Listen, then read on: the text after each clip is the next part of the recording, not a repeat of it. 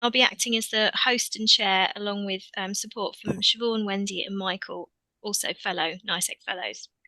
So this is a NICEC network meeting, so it's a bit longer than our seminar sessions. So this gives us a chance to cover a wider topic and also to dig down deeper into the issues. So we've got 2.5 hours, but we have put in a time for a brief comfort break in the middle. So, and we've also scheduled in time for questions and discussion. So hopefully the time will fly by. As you'll have seen, we're recording the event and it will be available on the NICEC website afterwards, along with the slide deck. But if you don't want to be seen on the recording, you might want to keep your cameras off. We have a great number of participants from different parts of the UK and the world, so that will bring a lot of different perspectives to the event this afternoon. So I really appreciate you all coming along.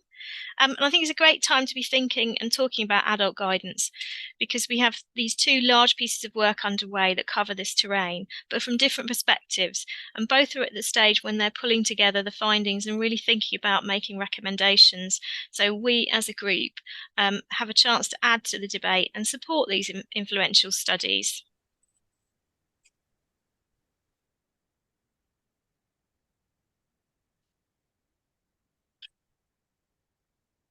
So as I said, we've got quite a lot to pack in today. So here's a bit of an overview of the session. So firstly, we have Professor Siobhan Hooley, the head of ICeGS and NICEC fellow, to set the scene for us and be looking at what we mean by adult guidance. And then we have the first of our presentations with some time for questions and answers, and that will be from Tony Wilson, the director at IES, who will speak about the IES's commission on the future of employment support and look at what this would mean for adult guidance. And then we have the second of our presentations, again with some time for questions and answers, and that will be introduced by Ginny Page, Director of Programmes at the Gatsby Foundation, and then Professor Tristram Hooley, Professor at the University of Derby and part of ICeGS and NICEC fellow, will take us through good career guidance for adults and what we can learn from other countries. Then we'll have the short break for about 10 minutes, and that's about around 3:20, before breaking off into small groups to reflect on the inputs and really provide our ideas and suggestions for the future of adult career support. We'll set up the groups behind the scenes, and Dr. Wendy Hirsch will help us by asking 2 key questions and then seeding us with some potential issues that we might want to address and talk about. Then we'll come back to the main group again to feedback our ideas and insights to IES and to Gatsby, and to ask further questions of our speakers after we've had a bit of time reflection. And then we'll aim to finish at about 4:20, 4:30. And just to keep things moving smoothly along, it'll be good if we could keep our mics off unless we're asking a question. Perhaps to keep our cameras off while speakers are presenting. And as I noted, we're recording, so your face may be on the recording. Perhaps to hold questions or points to the end of each of the presentation, where we've allowed quite a good chunk of time for Q&A. And if you wanted to ask a question, you could either raise your hand or to raise an issue, or you could also use the chat function, and we'll keep an eye on hands and also what's happening in the chat. And both of those options should be available on the top bar of the Zoom window. So I'm pleased to hand over now to Siobhan to set the scene for us. Thanks, Emma, and welcome everybody. It really is a great pleasure to be able to spend some real dedicated time to the topic of adult guidance. I've been asked just to spend a few minutes thinking about what do we mean by adult guidance, and I think this is the question we're going to be exploring through our really fascinating research projects this afternoon. But before we do that, I just want to spend a short while thinking about what do we mean by adult guidance. And my background, some of you will know, is from adult guidance. So it's a topic that is really important to me, and one that I think often doesn't get as much attention as it should do. For many of us, we will all be working for many more years to come.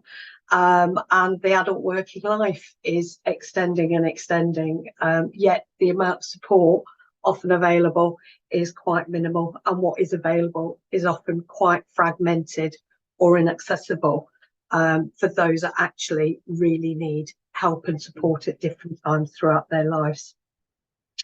When I start thinking about adult guidance, my starting point is always about empowerment of adults, and particularly those that might have missed out on educational and training opportunities during their life, whether they weren't available to them, they didn't know about them, or they weren't at the right place to access them at that point.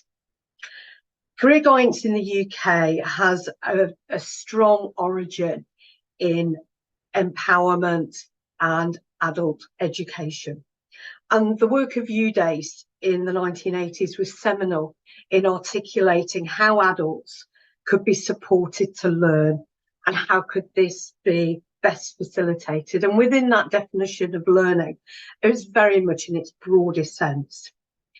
The team at UDACE went on to consider career guidance, and within their report, The Challenge of Change, their definition considers educational guidance seeks to give all adults the confidence and knowledge to make wise choices about their education and training. And although this might seem a little bit simplistic, I think it's also really inclusive. And I think the part that has resonance for me is around making wise choices. I think we need to talk a lot more about wisdom than we currently do. My other go-to for anything to do with definitions and career guidance is Tony Watts. And the work that Tony and Ronald Santana did with the OECD reviews of career guidance policies in the early 2000s. Again, using the same definition that they established for career guidance, I think is really helpful for us to consider today. So their definition focused on referring to services intended to assist individuals of any age and at any point throughout their lives to make educational, training and occupational choices and to manage their careers. And I think what's interesting around this evolution of definitions is that inclusion specifically of career and the management of careers within the definition that they used. And I think for those of us who've been around the sector for a long, long time, we have seen the evolution of guidance for adults moving perhaps further and further towards work and career, and often perhaps less focus on empowerment through education. But again, I think that's all for today's discussion, and we'll use those opportunities. Career guidance is in many different contexts and has a strong focus on work and the role of education and training in preparing people for work. But the purpose of today is not to critique definitions, but to use them to help us to think about the adult guidance system. There are variations in what adult guidance looks like and how it is delivered across the UK and in other countries. And we want to be open today to the multitude of contexts in which adults may access and seek help around their learning, training, skills development and work. And for this, it's useful to perhaps think about a number of the domains where individuals might seek help. So for many, it might be the Public Employment Service, whose focus is predominantly, within our context anyway, around matching those seeking work to what's available in the labour market. And again, a very local service based on local employee needs. We have career guidance services. We have Skills Development Scotland, the National Career Service in England, Careers Wales, Career Service Northern Ireland, who empower people. Sorry, thank you. Who empower people to make informed choices in order to progress their lives. We also have a multitude of education and training providers who offer advice and guidance as part of their education and training offer. We also have a broad range of voluntary and community sector providers who often offer employability support, transition support, allied with technical and specialist knowledge. We have a whole range of private providers who work with individuals and organisations.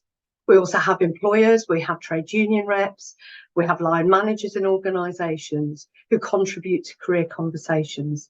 The point being, there are potentially a whole range of options and opportunities for people to discuss their careers and their learning and their particular needs.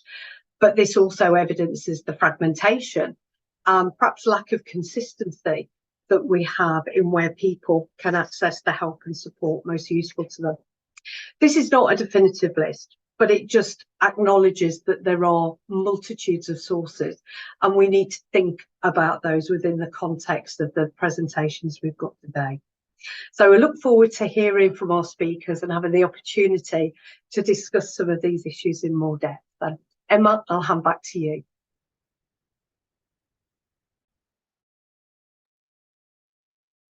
Thanks, Siobhan. Try and put my camera back on again. So, Tony, I'm going to stop sharing now. Do you want to take over and put on your slides? Great. Well, thanks for that introduction, Siobhan.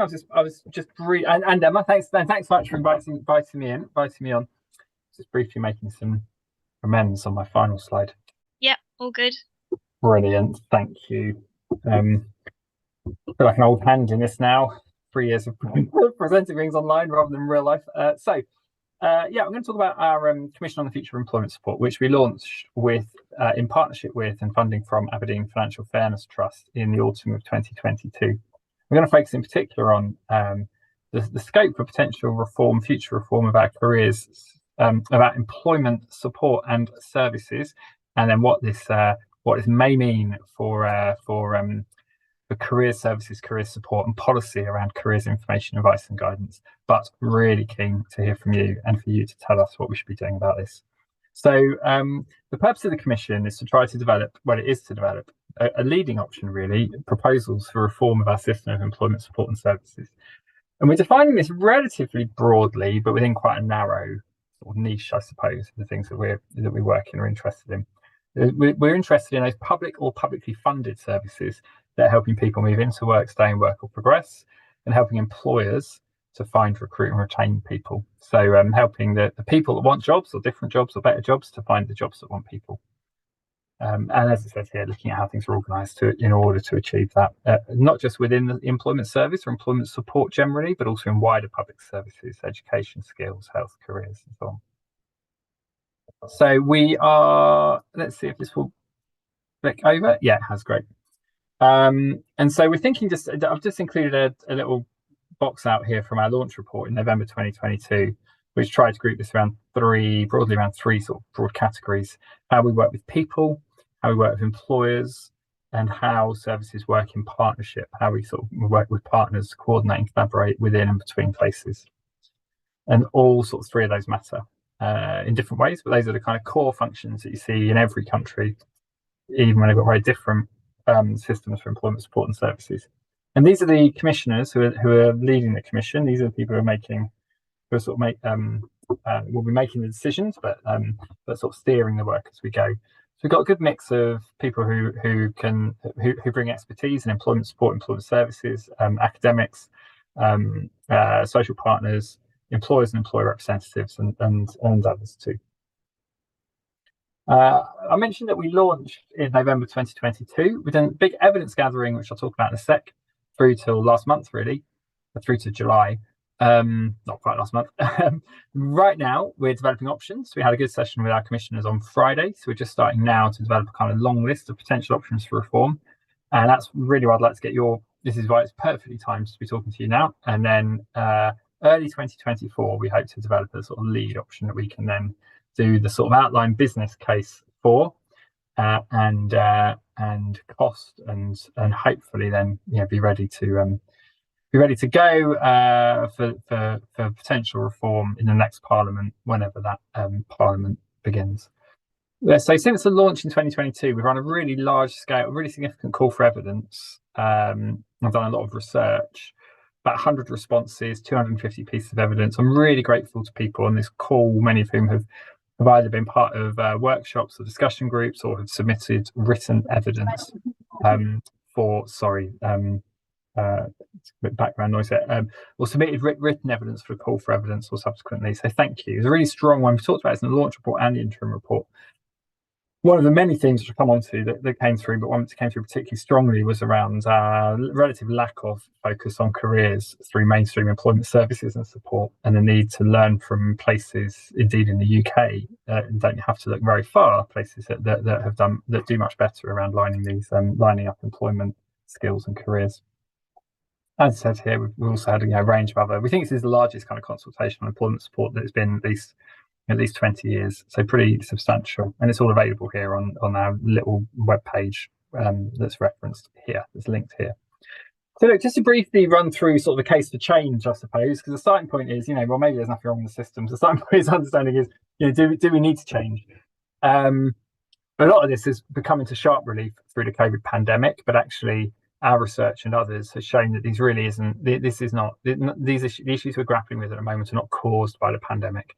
They've been catalysed or exacerbated, or to some extent, by the pandemic. But actually, part of the reason our post-COVID recovery has been so weak is that we've got these really significant broader challenges around labour force participation, around human capital investment, around spatial inequalities, and around sort of longer running demographic changes and changes in population health as well. The launch report really set a lot of this out. And then in the interim report in the summer, we took more of a forward look at how our labour force is going to change over the next 20 years, and showed that actually we're at an inflection point really where we're seeing quite significant changes coming in the composition of our labour force, which are really which COVID-19 is just really spotlighting rather than causing.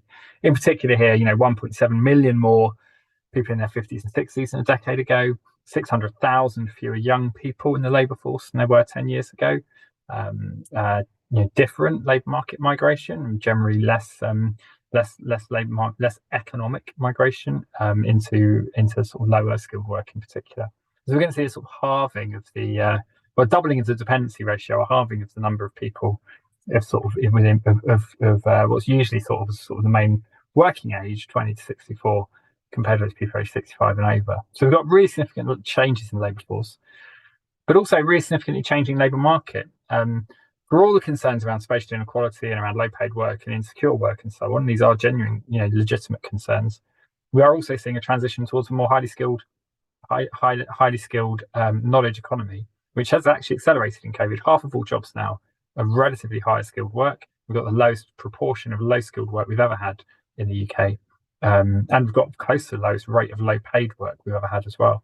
But the reality is we don't have as many highly qualified workers as there will be high skilled jobs, and we have far more low qualified workers than there are low skilled jobs. So we also, as well as facing a smaller rate of growth in the labour force, we're also facing changing labour market needs. So if we can't address these, and in particular some of the spatial inequalities here, then we will have lower standards of living. We could well have higher inflation for longer, but we'll certainly have lower standards of living. We'll have, we'll be holding back growth, and we'll continue to be dogged by the sort of challenges we faced over the last couple of decades, really, around inequality and living standards. A talk here as well. It comes out. We talk about this quite a lot in the report. Transformational changes in technology being significant opportunities for the UK, but also bringing really significant risks if we don't take advantage of those. And hybrid and flexible working driving change in how we live and how we work, how we spend our money and how we do our jobs, he says, sat in his loft. And the transition to the net zero economy, having arguably a less marked impact in terms of the sheer volume of jobs, but a really significant one within large swathes of our economy. It affects every employer and every workplace to some extent, but have really significant impacts on industries that many parts of the country are quite reliant on, and where we have potential for quite significant comparative advantage as well.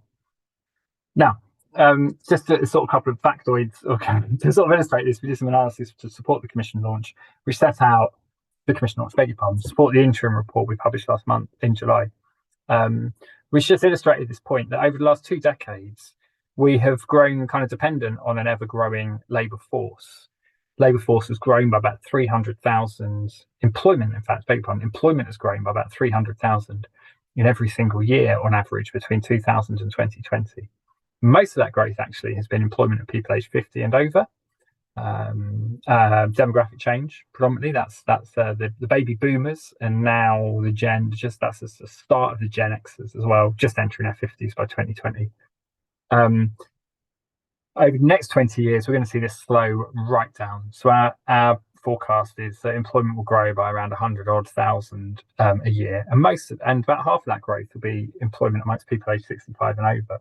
And we're going to see a really significant slowdown in growth in employment for people aged under 65. Now, I might say this doesn't hugely matter. This might stimulate, higher productivity, more investment in people. Like it might be the end of the low pay, no pay economy and everything else. If we want that to happen, we've got to will the means. We've got to enable that to happen, not just sort of will the ends. And our system is not really set up to deliver that. But secondly, there's clearly this is clearly going to be quite a significant turnaround from what we've been used to over the last 2 decades, and our economy isn't really built for that kind, for those sorts at the moment, for those sorts of changes. So this is why we need, we think, quite a different approach to employment support, employment services, for careers as well, and to how we invest in skills and work with employers. So in our interim report in the summer, I'm going to run through the key findings actually against 4 areas. 4 broad themes that we collated the findings around supporting people, working with employers, working in partnership, and the role of digital technology. I'm going to draw out some of the key points that have come from that. Then I'm going to say about how we're going to develop options for the future, and I'm going to bring this back to then focus on some of the questions that we've had in mind, and would like to ask you and get your views on around how we ensure that access to careers information, the labour market information, careers advice and guidance, and appropriate support is built in to that and is a core part of that wider offer, whether that's within an employment service or alongside it. But on the findings first then, the first main area where we set out the findings, and probably in the most detail, I would say in the most detail, was around how employment services support people. It's in the report, so you can read the report for all the sort of chapter and verse on this, but there was some good stuff. We know a fair bit around what works in this space, but we had 7 really key challenges. First, a really, really narrow focus on our employment services and employment support. A narrow focus where, in fact, we don't really have a public employment service. We've got a payment monitoring service where the main focus of engagement is not to empower people, to use word that we use and that Siobhan had used earlier as well. It's to monitor them primarily, where it's not to have a plan. It's not to say what you can do, it's to be told what you need to do.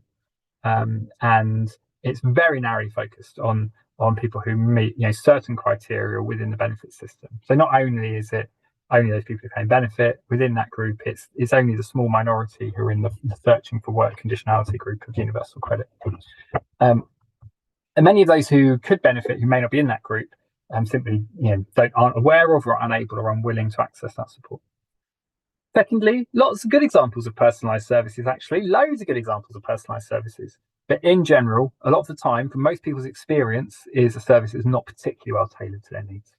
And it's generally more transactional than relational, and it's more focused on, as I say, monitoring compliance and on direct employment related support. There's this really invidious third point. There's a third point which is a really invidious sort of change we've seen in the last 3 years. Which is described as the ABC approach: any job, better job, career. I don't think you'll find any evidence that the ABC model is better than just helping people into a job that they would like to do. But nonetheless, it seems to be the prevailing logic at the moment within our mainstream employment services is just getting somebody into any job is the most appropriate and important first step. If that's ever been the case, if that may have been the case, when I was young and entering a job for the first time and just really wanted some money over when I was a student or over weekends, certainly isn't the case in terms of most people's experiences who are outside the labour force and want to come in, where actually getting the right job, or indeed just a job that's a good fit, is the most important thing, and that means we're less likely to have turnover in work, more likely to be satisfied in work, work's more likely to be supportive and protective of our health. And this ABC model is also discouraging, we think, discouraging people and also employers, and disempowering people and engaging the system. Fourthly, the focus on compliance has also been gone hand in hand with a really significant ratcheting up of conditionality, where people are required to job search pretty much full time if they're unemployed, and where sanction rates have doubled since 2019, to a point where about 1 in 12 people in the searching for work group are under sanction, 1 in 13 are under sanction at any point in time. Fifthly, really importantly, skills and careers and career support, which is so central to good quality employment related services, are often really poorly coordinated with our mainstream employment support and services. And there's quite limited access to the kind of flexible ongoing support that people might need at key points in transition, or to make steps into other industries or other occupations. Related to this, more broadly, there's a really complicated landscape which is hard to navigate.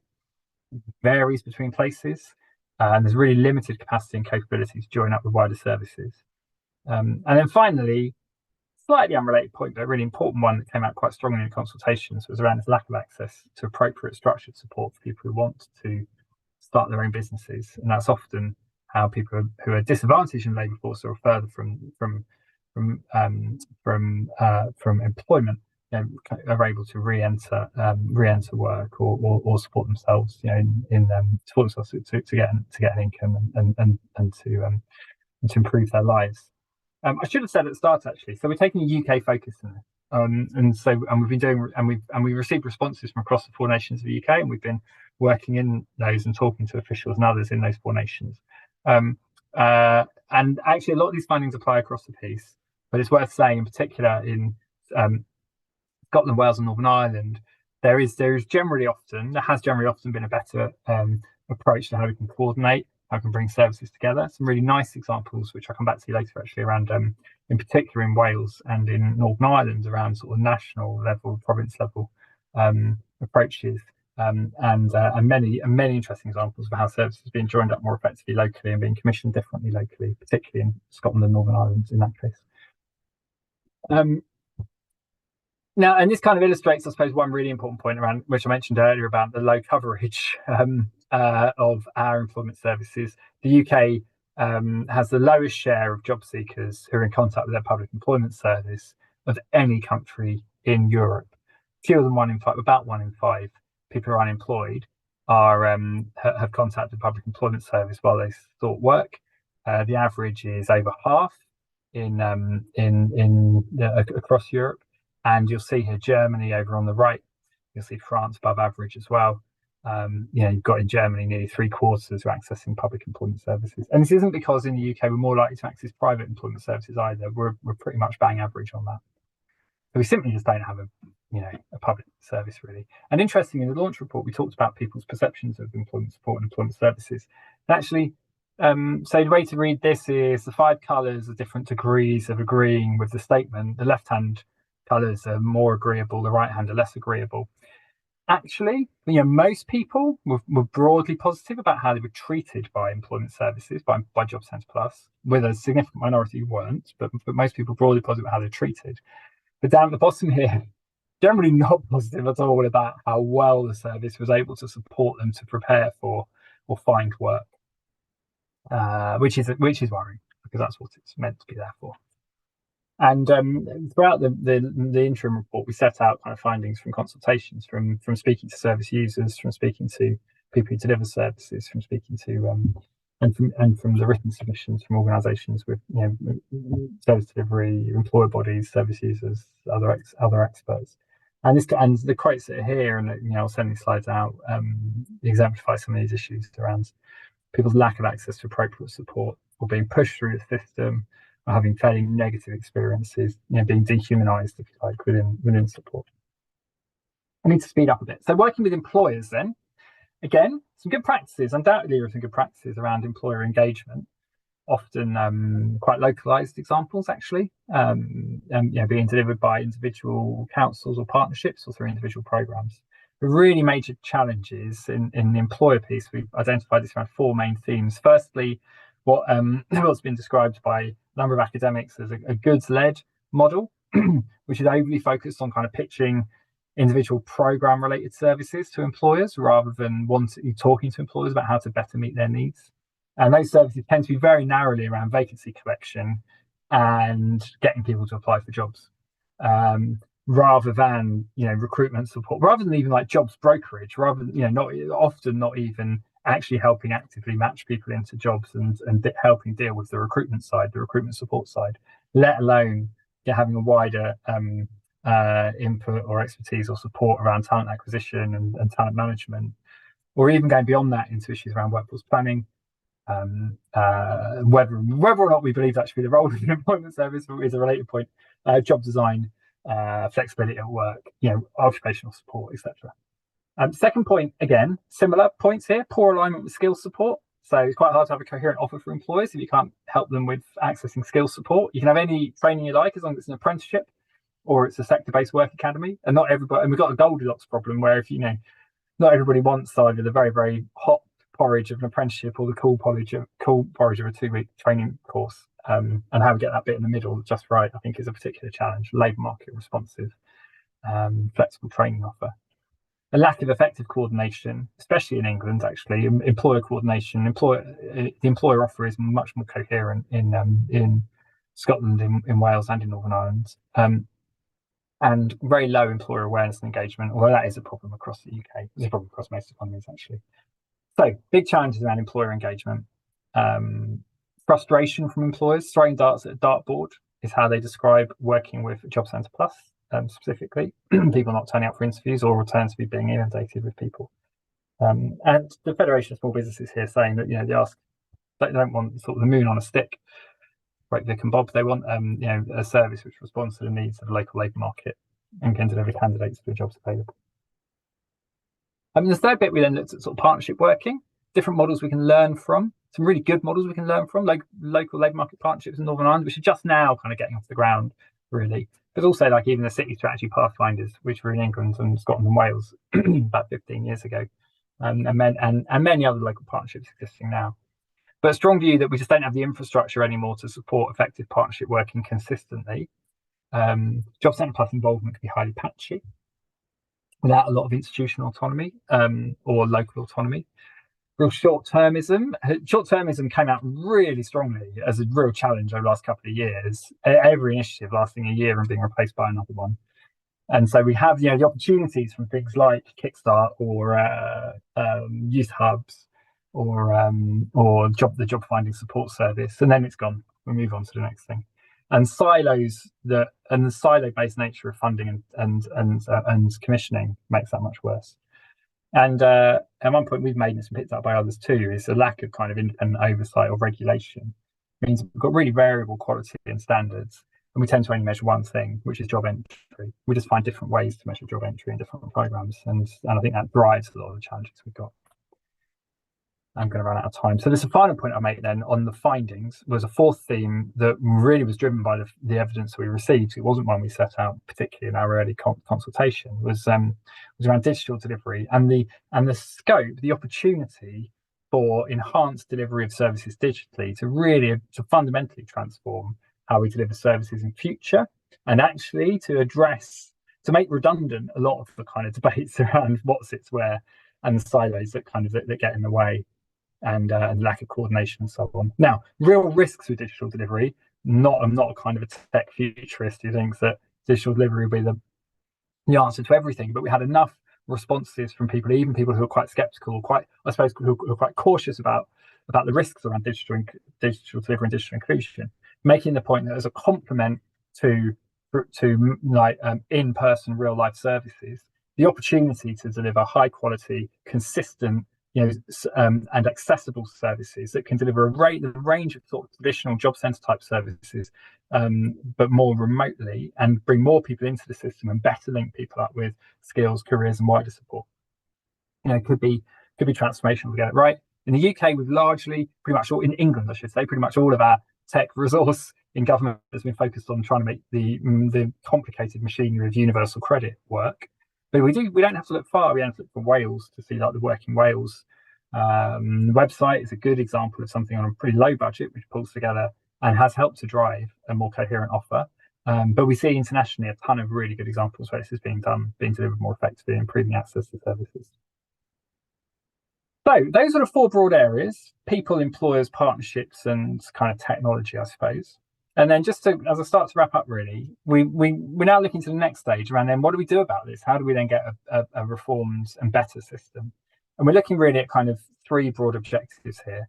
How can we deliver inclusive, tailored, and effective support that can empower people to get on in work and then find the right job? How do we enable employers to be better able to recruit and retain the people and skills they need? And how do we support a stronger economy and a more equitable society? If we can get the first two right, we can get the first two right without doing the third. But if we get the first two right, they're kind of prerequisites, really, I think, for doing the third. And the third is kind of, I would hope, what we're here for. And so we set out kind of 6 design principles, which again are in the report, they're on the website, which we're keen to get people's views on too. But there's lots of ways you can sort of skin a public service, and we're trying to think about how. And so it's important to have design principles that can help to inform that, because it gives us consistent principles that we can assess different options against. So the first is, how far does an option, how far does would a reform service, the different potential options, empower service users, the people who deliver services, and employers and others, wider partners, to achieve outcomes. Secondly, how well does this support efficiency? Labour market efficiency, of course, is really, really important. Of course, it is. Resource efficiency is important, and transparent performance reporting. Thirdly, how far does it support greater equity in terms of higher participation and narrower gaps, and more opportunities for progression? How sustainable is it? How sustainable is it in sort of economic and fiscal terms, but also in terms of enabling more long-term and less silo-based and short-term approach? And how sustainable in supporting a more vibrant market that can deliver effectively and can innovate and can test and can learn and improve? Is it joined up?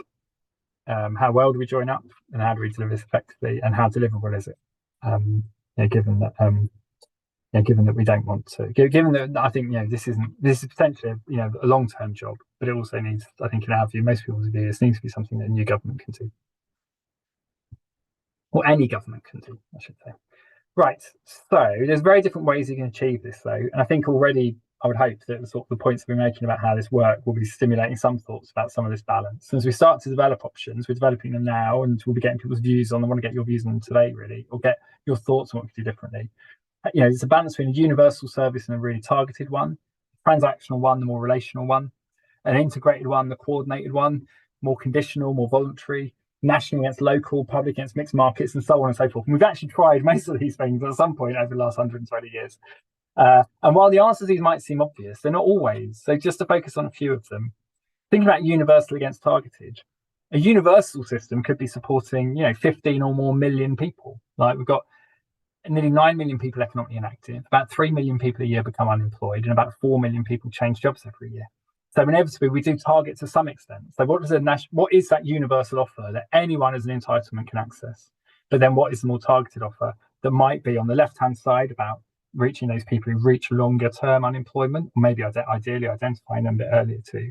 In the middle bit might be trying to reach those people who are economically inactive and who would like to work either now or in the future. And on the right-hand side might be thinking more about the service we offer to job changes. And across the bottom here, importantly, employers. So we should be offering a service to all employers, but we should recognise that not all employers will want to use a public employment service, or they might have other means of managing and recruiting talent. So we have to work. We would want to work with that too and find the right. Tony, I'm wondering whether it's good to sort of pause now or yeah, it's got two more slides, and I can just stop. Yeah, and so just on this point here, just around the sort of transactional and the relational, then. I think you can work down this list into much more kind of relational engagement, but also many people will just want kind of good quality transactional services, if you like, good quality public services that can help them meet their needs. And then some really significant questions, I think, around, when we talk about devolution, do we just mean better localized delivery, which is really important, or do we mean, and actually you can deliver in any institutional setup, or do we mean actual localization of policy and funding? and what best sits nationally and what best sits locally. And we can't integrate everything. Careers is kind of, I think, the perfect example of this, actually, where there's a really natural fit between career support and employment support, but there'll be a lot of different views about whether that be integrated within an employment service or should sit alongside it. And employment support itself is delivered in all sorts of different contexts as well, wider public services too. So the final point, I think, just on the careers piece, which I'm really keen to get people's views on, keen to get views on all of it actually, but how far do we see kind of career support as an integral part of an employment support offer, employment services, or if it is an integral part, who is it an integral part for? Or should it always sit alongside it? Should it always be independent of that? And different countries see this differently. What should be commissioned or delivered nationally, or indeed across the 4 nations, and what makes sense to be tailored differently locally? What partnerships, governance, good practice can support this? And then what are the implications for wider employment policy, employment services, for the workforce that delivers this, and wider public services, and how we deliver in other contexts, picking up Siobhan's point that this is delivered in all different places and a range of different services, and so on, and a key one of that being employers. So I've gone on a bit too long. So Emma, back to you. Thanks, Tony. So we've eaten quite a lot into our question and answer session, but oh no, sorry. Well, it was very full and lots in there, so I think there's a lot to get people thinking around, and some of those points will absolutely be picked up in the kind of group discussions. But I just wondered if we've probably got about 5 minutes now, if anybody's got any particular questions that they wanted to ask of Tony. Tristram, I can see your hand up. Yes, sorry everyone, you're going to probably hear too much from me today, as most days, but there are 2 phrases that I would always have expected you to be talking about, which you didn't use. One was active labour market policy, and the other was benefit conditionality, which in your kind of dilemmas you could frame as a dilemma between voluntary and compulsory participation in this system that you're describing. And I just wonder whether that surely must be one of the design principles that you're thinking about. And I wonder whether you could say a bit more about that. Yeah, absolutely. Yeah, that's right. Yeah. So just on active labour market policies, I suppose that's I would kind of frame everything I've talked about as a kind of those being the kind of broadly the active labour market policies that we do, one-to-one employment related support, and then access to appropriate, additional, more intensive support where that's appropriate. On the sort of role of conditionality, inevitably that's quite an important point. It's a really important point, and it is one that features a lot in the research and in the interim report. We don't have a firm view on this. I think the machinery of government stuff here is quite interesting. So should we continue to have an integrated employment service and benefit system, or has that run its course, at least for now? We've had conditionality in the benefit system. We've had conditionality related to unemployment benefits for 130 years. We've only had a fully integrated social security and employment service for the last 20 odd years, really. We've had a little bit kind of before the Second World War, but really last 20 years. So the two don't always, we can have an expectation or requirement that if you're claiming unemployment related benefits, you're available for work and searching for work. That's been the case in the UK forever, and it's the case in pretty much every developed economy. But that's different to saying that it's all fully integrated with the strict level of conditionality we've got at the moment. So I've got views on that about how we do that and the right way to do it, but we're keen to hear others' views as well. Is that okay, Tristram? Shall we move on to another question? I think Pete, you might be the next one with your hand up. Yeah, thank you. Just going back to the beginning of your talk there, a lot of the driver behind employment support policies is the dependency ratio, and I think is it the case that your findings need to create a shift in mindset in government ministers, because the tendency has been to say, well, we have to fix this macro financial problem and these units are not contributing to the economy, so we have to make these units contribute to the economy. And that line of logic starts you off down quite a simplistic way of thinking about people's lives and people's motivations that generates design of services that are not effective. Whereas if you try to start from a position of how can we make people's lives better, then it could well be that the spin-off will be to mobilize more people to work. So is it the case that it's not enough in your reporting just to generate fresh designs. We have to have a fresh mindset in government leaders as well.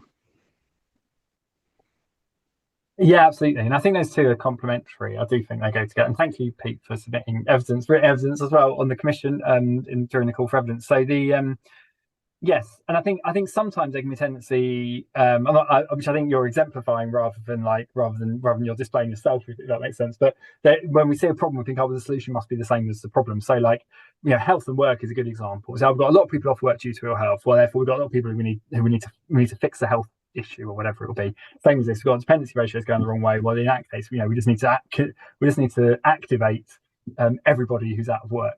But actually, the way that we get better, the way that we'll have lower, higher participation in work, just as similar to how the way we'll better deal with poorer health in the working population is by doing other things. It's by having services that are better quality services, that are more inclusive and more open, and that can better meet people's needs by trying to make work better. Trying to work on things around security, flexibility, control at work, relationships and support, and so on. And actually, I think ministers do get quite a lot of that. I just think at the moment, in the short window that the current government have got, the only levers they can pull are like the work capability assessment and what work coaches do in Job Centre Plus.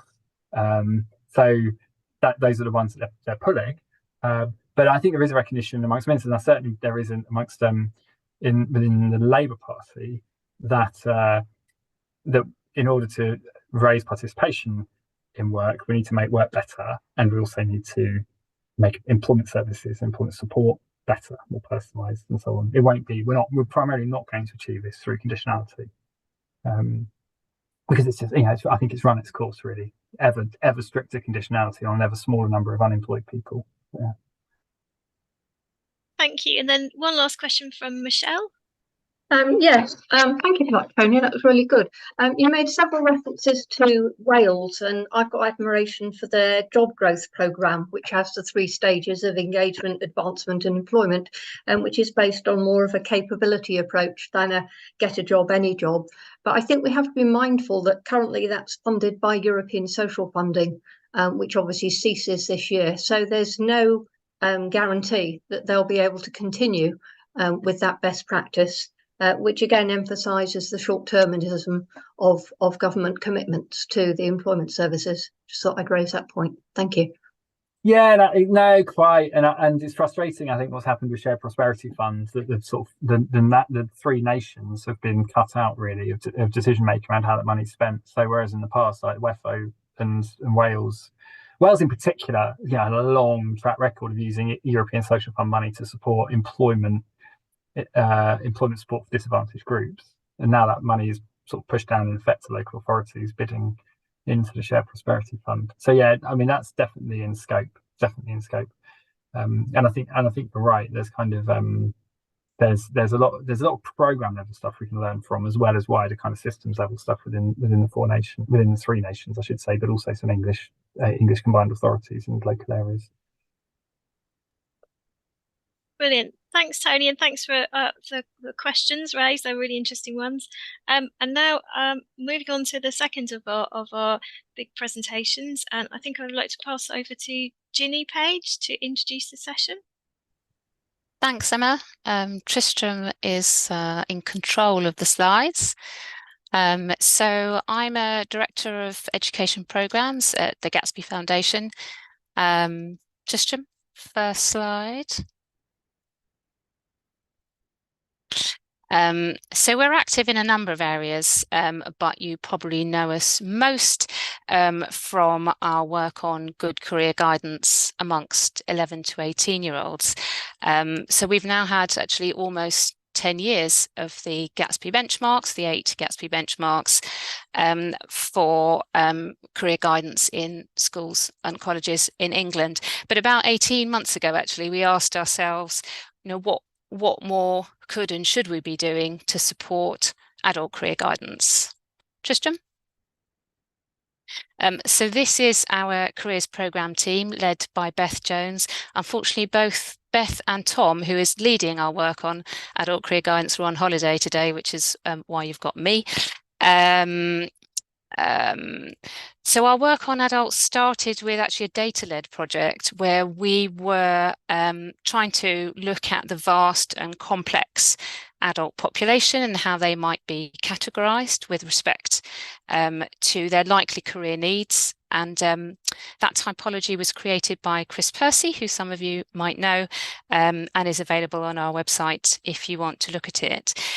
We followed that with some kind of brief stakeholder engagement, which I'm sure some of you participated in, so thank you to that, to inform our next step, and that is what Tristram is going to tell you about in a minute.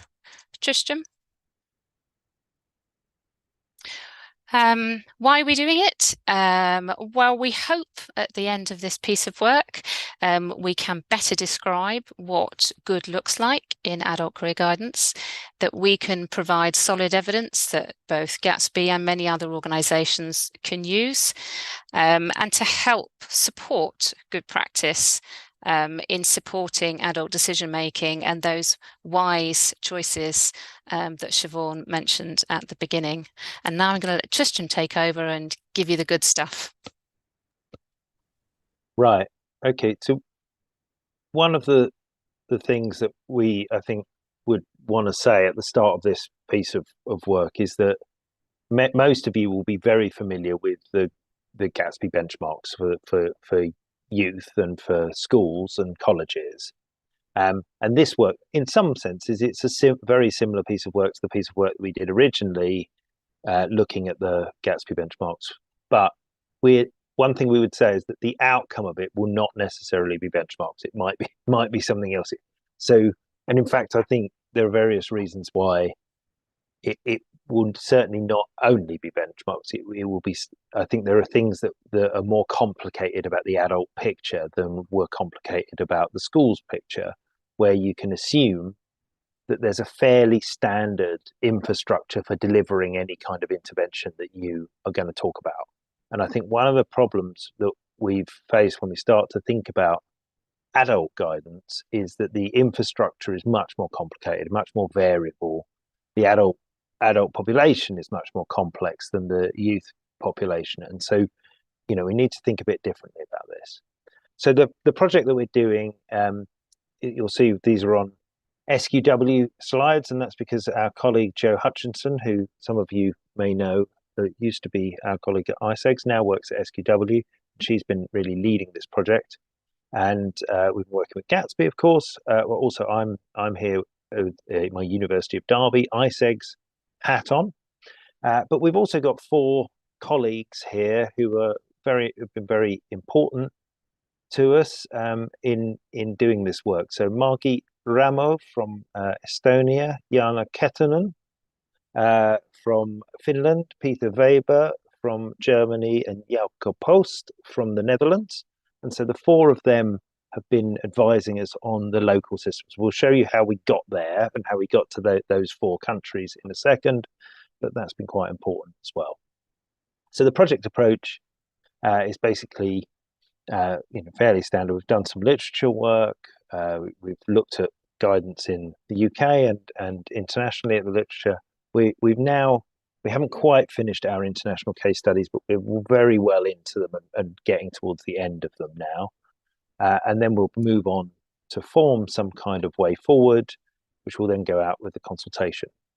So I think one of the questions that we all probably should think about today is, how much is this meaningfully and helpfully separate from the kind of stuff that Tony has been presenting? And I think, that comes to a bigger question, which is career guidance services a separate question from public employment services, or is it the same question? And I think what we would say is they're certainly not 2 separate questions, but neither are they entirely the same question. I think there's some very big areas of overlap, and certainly the public employment service is at least part of the answer to what we've been looking at, but we think it's probably not the whole answer. So we're going to try and set out what that is.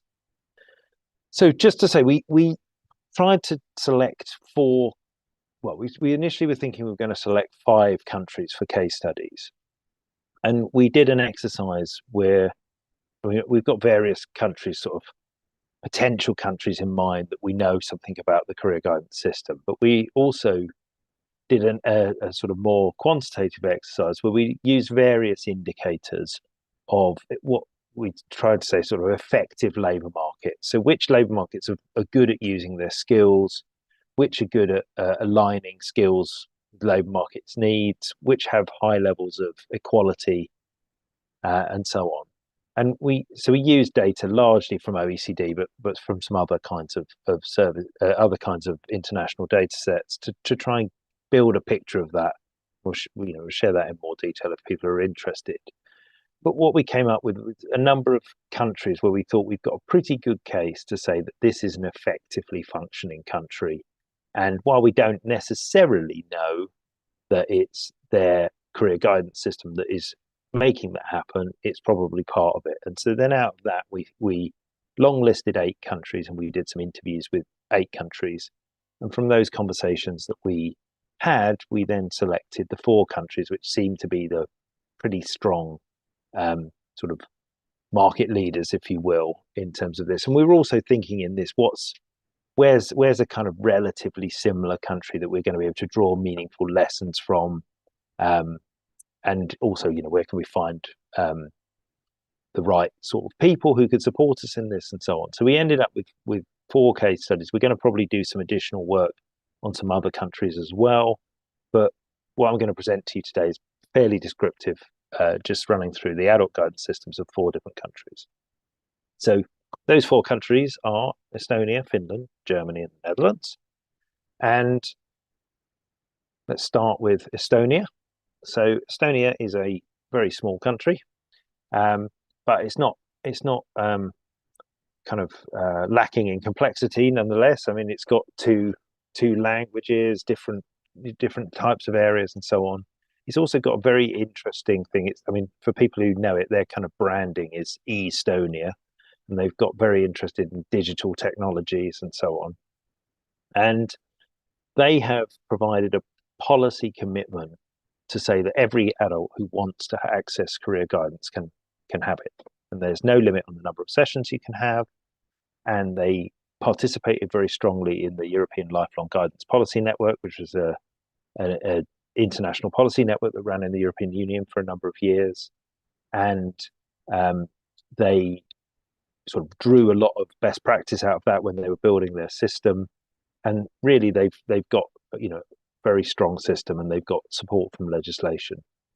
But they don't. One of the issues that we've asked about quite a lot is marketing. In Estonia, they don't do a lot of marketing, but they do get a lot of. It's a small country, so people can often find them. But one of the places where people have to go through the guidance service is if they want to access certain types of training. And this is a thing that we've seen in a number of countries, that either public employment services or career guidance services often hold essentially training budgets that allow people to access training. So it incentivizes engagement with them. Now, they haven't got a very strong evidence base that what they're doing is working particularly brilliantly, but so what we're going to look at is the type of systems that they've set up. So the main sources for adult guidance is the Public Employment Service. It's funded by an unemployment insurance fund, and they're essentially the leaders of the guidance system within the country. There is a little bit of private sector provision there as well, but it's not really a major sector. And again, there's some provision within companies. This is one of the things we're very interested in. What can working people get, and where do they get it from?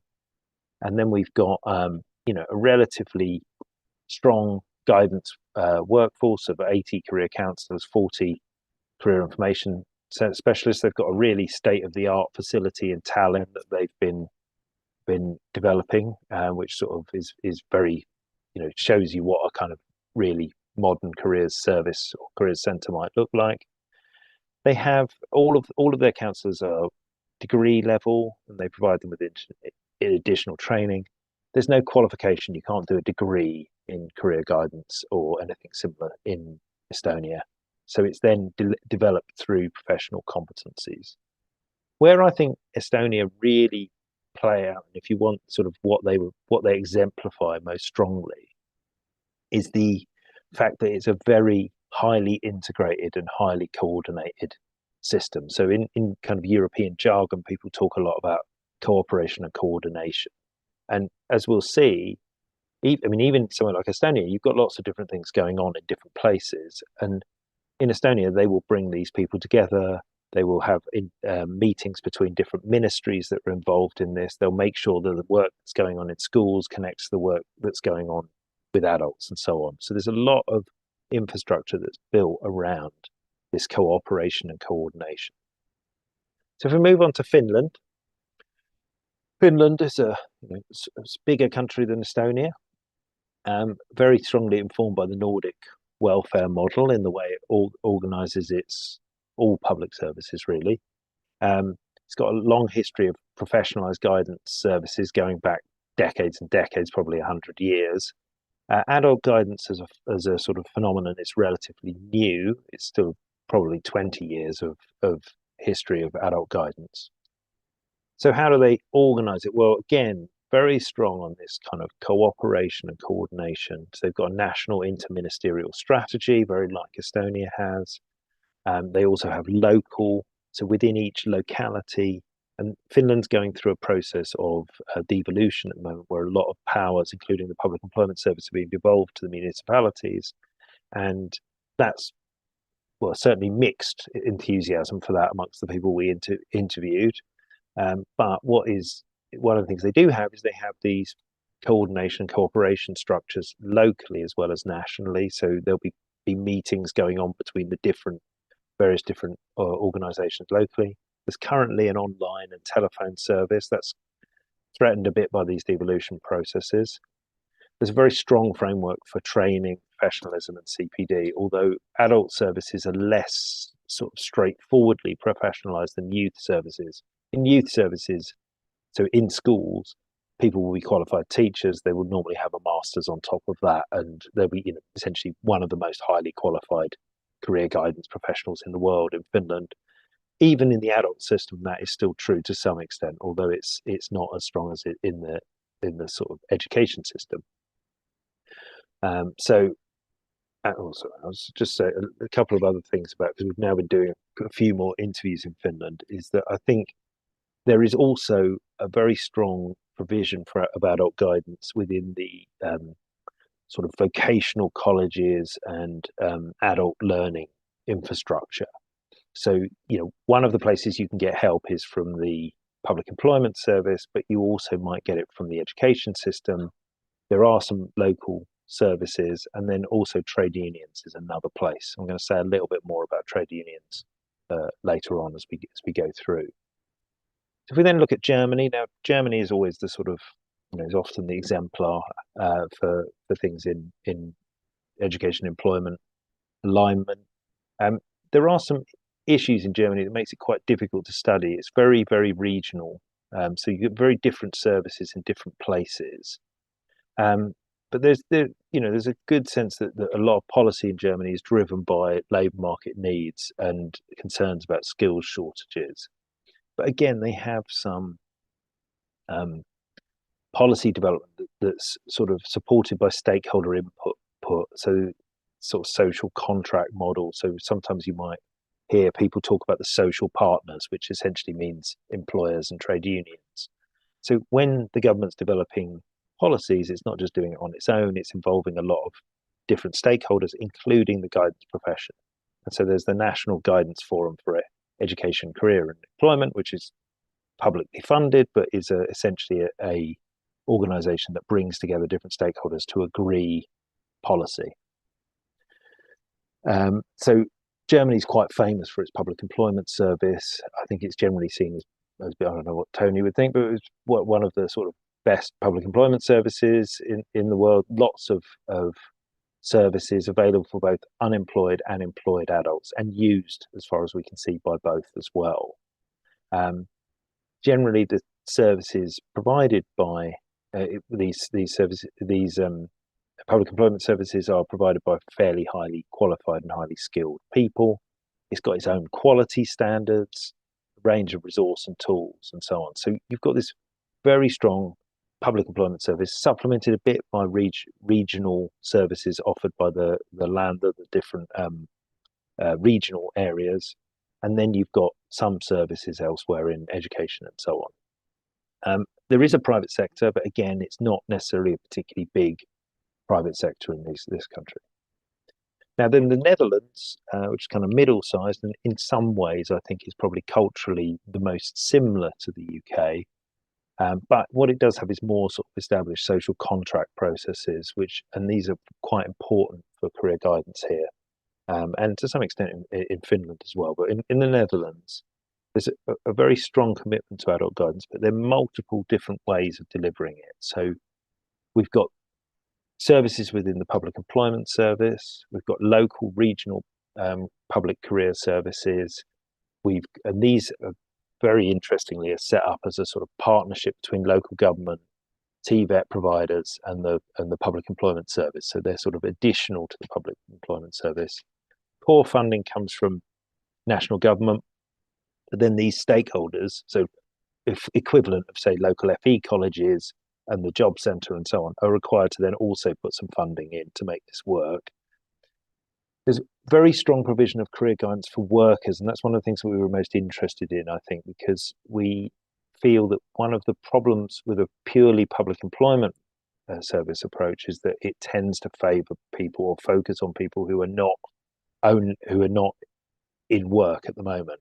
Now, it's not always the case, and as Tony showed, lots of countries, including the ones that we've looked at, you tend to get a much higher proportion of people accessing the public employment service than you do in the UK.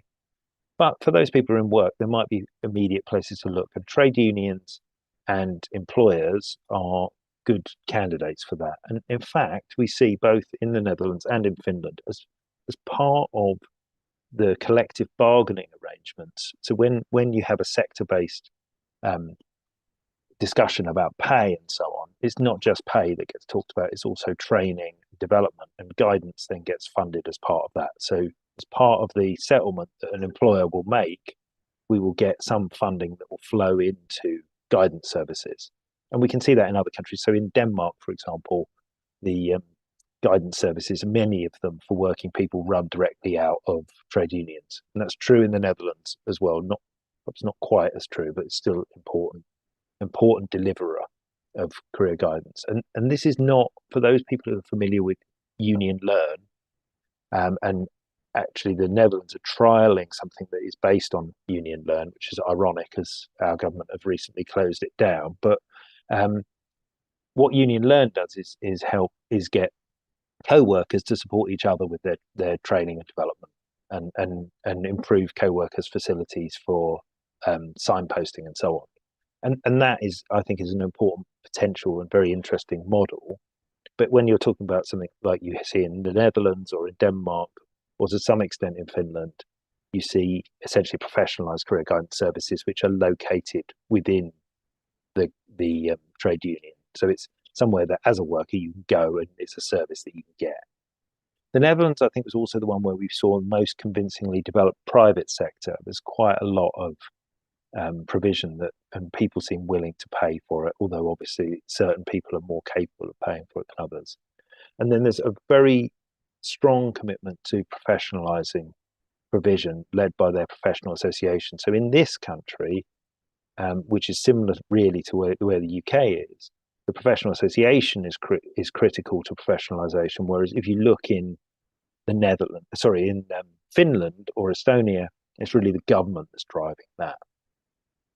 So some initial thoughts. Well, the first thing, and this is in a way is a development from the picture that Siobhan started off with, is what does an adult guidance service look like? Well, it isn't just one thing. It can't just be a career service. It can't just be a public employment service. It has to have a number of features. I mean, perhaps you might argue some countries have too many features and they might do with a few less, but certainly there are quite a few bits. So public employment service, yes. Career service, specialised career service, maybe. Regional provision, connected to the local economy. perhaps something health related to the health system, employer provision, trade union provision, outplacement services, which may or may not be distinct from those last two categories. So in the Netherlands, a lot of the outplacement work is done by the unions. Learning providers, very important. So that people can get training. Private sector, and then charitable services, various kinds of specialist service. So one of the things that we've touched on, but not really been the main focus of what we're doing, is a lot of countries have services for migrants, for example, and they might be additional to the kinds of services that are available to the general population. So some of these targeted services. So it raises a lot of issues. We need to think about the sort of strategy and leadership, the coordination and cooperation. There's a danger when you have these complex systems for fragmentation, but also a danger that people won't really understand what they're entitled to and what services are out there. And we've talked about that with every country that we've talked to in different ways. And then, of course, there's issues around resourcing. What can you afford, but also how can you make sure the resourcing that you have goes to the places you need it and you don't end up with too many overlaps. And these are all kind of coordination problems. So it raises a whole set of key questions. Who is it for? What's the different ways to fund it? We're starting to build a sort of library of possibilities for each of these things. And they're actually very similar to the questions that Tony raised earlier. Who's involved in making policy is one of the things that I think is important. And it's very clear that in the countries we've looked at, policy is a much more stakeholder-driven, democratic type of business than it is in the UK. It's not just government decides and stuff goes down. They're very much more involved in talking to the different professions and so on.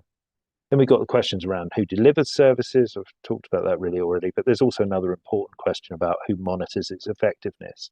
And I think that's one where not so many countries are as obsessed with the monitoring of an effectiveness as we perhaps are.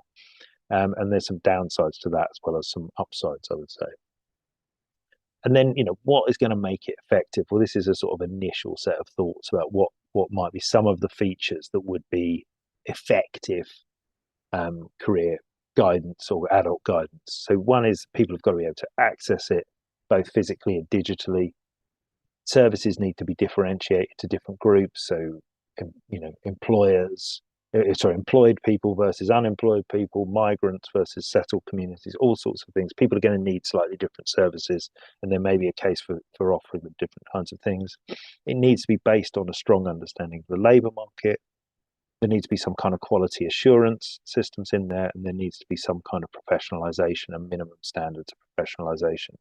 And the 4 countries we looked at have handled those questions in quite different ways, but they, I think, to some extent have handled all of them, and thought about all of them in different ways. So just to say, the next stage we're going to do is once we finish our case studies and also some discussions like this, we will be developing some kind of proposals loosely, probably initially, and taking them out and showing them to various different kinds of people. We've got various different groups that we're particularly keen to talk to, ranging from policymakers to probably users of services through to those who are providing it, and then the sort of wider stakeholders, so employers, the third sector, and so on. So some things I think for thinking about is, in all of this, what's the role for government and policy? What's the role for employers and other labour market actors, trade unions, professional associations, other bodies?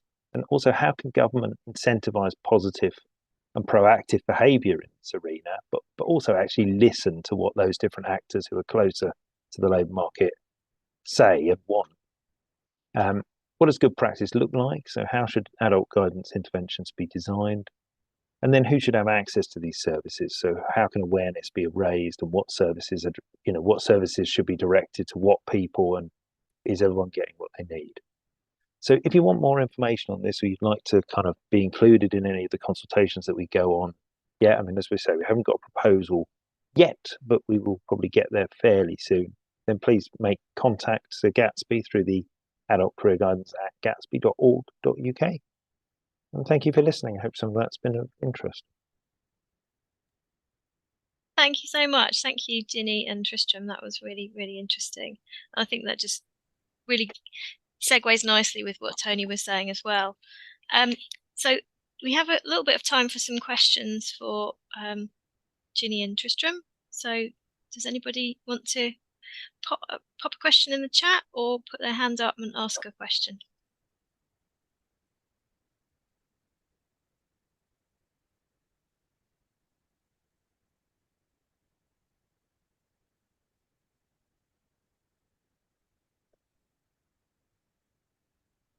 Can't see any hands up at the moment. Okay, stunned silence. Lots and lots to take in. Ah, Siobhan. I had to, didn't I? I could not. Really interesting, Tristram. Thank you for that. And I just wanted to, it was a question I was going to ask Tony, but actually I'm going to ask you. And I think one of the challenges we've possibly got, and Tony alluded to this earlier, around sort of, and you did in that question about separate questions around public employment service and career services. If we have co-location models, which we do in England, does that create greater opaqueness for people in that they can't differentiate? They don't understand what a public employment service does or what a career service does, and they just get all merged into one thing, and what the challenges of that are. Well, I'm not really convinced that there is, like, I'm not really sure that there's a difference. I think there are conditions that, like, in many countries, the public employment service is the career service, and so what is it? Well, within the public employment service, you will have some specialised people who can deal with slightly more complicated sorts of issues, who are probably a bit better trained. So I think one of the conditions is that we have sufficiently trained people who are doing the careers work, and each country will define that differently. I think another thing is that careers work, and I mean, I would argue a lot of just more basic employment advice that you might say is not really career guidance, but it's still employment support, is not generally helped by being entangled with the policing of the benefit system. But you know, whether you have to have, I mean, most of the countries we had didn't have a careers service and a public employment service, but neither did they only have a public employment service. They had a public employment service that was better and more open and less punitive than ours. Plus, they had other things that ticked other kinds of boxes that kept people connected to the local economy, or that picked up their problems that were in the workplace, and so on. So, you know, it's not to say that there's not a case in which having a public employment service and a career service separately are a good idea. But in a sense, that's almost a kind of branding issue more than it is anything else. As long as you've got the right people doing the right job and people have got an access point to it, and they're not entangled with the policing of their benefits, I think it can work either way. Can I just add another dimension of co-location that at Gatsby we're interested in, which is the co-location of the National Career Service within FE colleges, so that gap between career guidance and whatever sort of education and training and basic skills support that you might need. It was recommended by Sir John Holman when he was advising government at the end of his period of advice. It's happening already in some cases, but we're really interested in what the benefits are and whether there is a stronger argument for more of that happening. So it's a different aspect, but again, something that we're actively looking into at the moment. And strong provision in the adult learning system is definitely a part of. I mean, it's where, as Siobhan knows very well, it's where a lot of adult guidance in the UK has come from originally, but it's been kind of lost because our adult education system has been depleted so much. When you go to other countries, that's not the case. So you start to see these much stronger guidance services where people can walk into the local college equivalent and ask for help. So yeah, I think that is a very important part of the system, really. Thanks. Tony, you have a question? Well, more an observation. Yeah, I mean, it relates to Siobhan's point and Ginny's as well as Tristram's. It's, I suppose I'm struck, Tristram, with the little picture you had towards the end about the principles and things, how like the overlap and resonance with what we've been looking at in the commission, and I'm really attracted to this idea of kind of one-stop shops, and that may or may not be Job Centre Plus. You know, it could be like the youth hubs are a good example of this. You know, a clear national drive towards creating youth hubs, but actually in all different contexts, all different settings, repurposing different sites and things. But the common themes being having those different agencies and so on around the thing. And I suppose it's a parallel to that point about how digital could break down some silos. We almost, this idea of like, is careers part of employment or not part? You know, does it report up to DWP or to BAYS or whatever, it's, you know, DFE or whichever? Actually, if we just kind of built it, if we just had those one-stop shops, and it could be an FE or it could be in Job Centre Plus or it could be in a contracted, commissioned NCS branded building with employment advisors co-located, we could potentially break a lot of that down. And but the starting point is having one-stop, you know, having an expectation that there's one-stop shops and that they have these core parts to them. So I wonder if, I mean, there's a bit of that, like in the US, they have these one-stop, they've got real focus on one-stop shop delivery of employment support. And I wonder how far that idea of one, you mentioned a couple of those examples, how far that kind of just doing it, if you like, going through in any of those case studies, that just by having that presence, you can then use that to pull together those different bits of different systems, break down those silos. I think in Finland they have one-stop shops that are very much like what I thought the youth hubs in that were the kind of COVID version of it in the UK were just a big con, really. There was no resource, and it was, I thought that was kind of I just think you can't do things and not resource them all and expect you're going to get anywhere. But in Finland, they've genuinely built something like that, which is youth-aimed one-stop shops where all agencies come together, and there's a lot of a lot of cooperation and referral and so on. I think what they're trying to build in the Netherlands at the moment through the regional centres is something that's like that with an adult client in mind. And the fact that they've managed to build, they've used government funding to leverage in local government and public employment service and local college providers, local TVET providers, and they seem to have both got people to put up money and resources. And in fact, in those services, they try and have it so that the professionals who are doing the careers advice are drawn, I think, a third from this. I think it was from the trade unions, from the pairs, and from the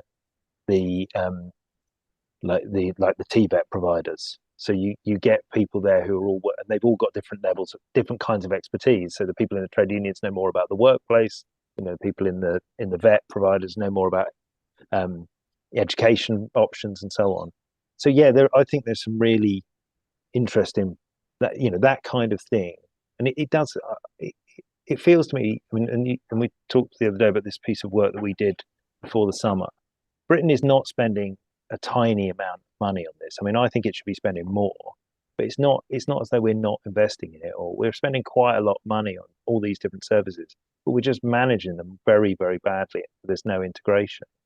Whereas I think if you look in some of these other countries, you've got proper strategy, government cooperation, and so on, really attending to this issue of, right, how do we make all these things kind of work together? And yeah, one-stop shops is one of the answers. And there's probably a digital equivalent of that, as you say, and so on. But yeah, I think that's very important, really, is to try and think, how can we get things to work together rather than pulling in different directions? Thanks. I think we've got time for one more question from Michelle. I don't think I can see any other hands up, so over to Michelle. Right, I hesitated to put my hand up as I had already asked a question, but as nobody was forthcoming, I'd take the opportunity. Thank you, Ginny, for raising or mentioning the National Career Service, because I was interested that I don't think either Tristram and certainly Tony hadn't. There's a huge gulf between the work of the National Career Service and the work of careers in schools, colleges. So I was glad to hear about Ginny's comment.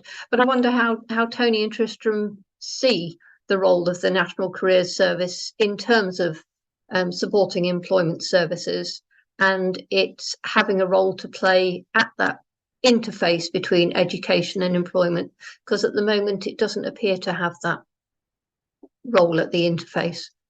Yeah, well, I mean, this project is not. We're not looking really at the UK or England in terms of the National Careers Service. So this is not an evaluation of that. We're looking outside and trying to think about what can be learned. And I guess at the next stage, we'll try and think, how does that relate to what's currently there? I mean, my sense, and it kind of goes back to Siobhan's point, is that in practice, although it is organised through a different department, in practice, the National Careers Service is largely an adjunct to the Public Employment Service. It's a specialised service that sometimes the Public Employment Service refers people to. And that referral process doesn't work as well as it could, partly because they're in different ministries and so on. But you could imagine a different role for the National Careers Service where it was working with clients who the job centre wouldn't see so often.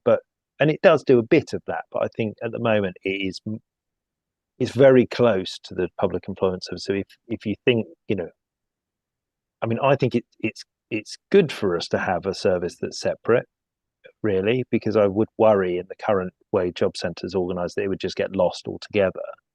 But in reality, it is just part of that sort of, welfare to work infrastructure, really. Yeah, I agree, and I think it's important. What would we replace it with? I suppose we'll come on to that in the last half hour or so. Like, what could work better? But I building on Tristram's point, I think if we didn't have it, I think we would want something like it that can provide that kind of relatively light touch, but consistent offer around careers advice and guidance for people who primarily are coming through a public employment service. I would actually go further. It's slightly different to go further and say it almost it's sort of the closest thing we've got to a public employment service at the moment, because Job Centre Plus isn't a public employment service, because you can't contact it. You can't go to Job Centre Plus and ask for help, whereas you can go to National Careers Service. So actually, I think one thing I'd like us to explore in the final stage of the Commission's work is how would we get to having a public employment service that was also delivering access to careers advice and support alongside it, and how would that best be organised? What would be national? What would be local? Thanks all. I think there might be a question from Jan. Thank you. It was just about the date, the time scale on the work that Gatsby are doing. I guess that's a question for me. I believe, and I've been told, early 2024, which I think is the political response. Early could be any time before the summer. That'll be the kind of publication of the research and the report, but that obviously isn't the end. That isn't the end of things. It'll be the start of the next phase, whatever that is. But we certainly haven't made any decisions about that. But if you aren't already connected to us, then I think you had our email in the presentation. Drop us an email and we'll make sure you're on the list to know when we are publicising things. We do write, there's the odd article written as we go on stages through the project. So there are a few articles on our website already that cover some of the things that I've mentioned, including some thoughts about the National Careers Service that we got from our initial early discussion amongst stakeholders, which will probably be you reading what you might have said at that point, but there is a bit of that on our website. Brilliant. Thanks, everyone. So I think now's a good time for a break. So if we break, what are we now? I think we're past. If we come back in 10 minutes at 20 to 4, and then we can kick off some nice, deep group discussions. Hopefully that Wendy can help us with if she's still has good connection. She's struggling with connection today. And when we do these sorts of events, we always give you a chance to talk to each other. But today is a bit different in that, in addition to that, there's a real chance to make an input into these two very important projects we've heard about this afternoon, and more widely, I think, in the way our whole community thinks about adult career guidance going forward. So we're going to try and get more than our money's worth from you guys in terms of what you're going to be saying to each other and then back to us in a moment. So we're about to put you in small groups. I'll say more about that in a moment. But what do we want you to talk about? We would prefer you don't talk about football or rugby. We'd really like you to talk about both what you would suggest as practical and sustainable directions for improving the career guidance system for adults in the UK. We've used that word system in the way that Tristram and Tony have just been doing, really, not just a careers service, but the way it fits into wider services and systems. And we hope that that question will really play into Tony's longer list of questions of where he and IES take the Commission's work. We would also like you to bear in mind what Tristram has just told us about other countries, and play back and share with each other your learning from different approaches and practices adopted over time, not just in other countries, as we've just been hearing, but also different parts of the UK. We have a good mixed audience here today. In doing that, you've been given such long lists this afternoon. I'm not going to make them even longer for you of what sorts of things to think about. But just as a reminder, I think we might like to think about, why are we doing this anyway? Is it just about unemployment, or is it also about improving people's employment? Is it also about our huge upskilling, reskilling agendas? Is it also about meeting the needs of specific groups of people, as well as of individuals? We've heard a lot about focus this afternoon. Who are we providing services for, particularly universal provision versus more targeted services, and priorities for publicly funded services? How do we fund all this, especially if we want a wider net of people having access to high quality career guidance support? Modes of delivery, we've heard a lot about both face-to-face and online. Haven't heard so much today about telephone. A whole lot of research on the effectiveness of using the phone. Quite an inclusive gadget. I'm using a phone here now as my power cut is still running. We've heard a lot about access, not just who is allowed to use services. Tony highlighted how that is very restricted at present, but also, how do people know about services? How do they get hold of them? And how do they navigate between them if they're quite a complex set of things? We heard a lot at the start of the afternoon about carrots and sticks, about incentives for using services and sanctions.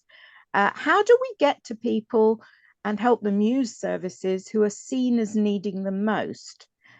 Even if they might not see themselves as needing the most, that empowerment issue.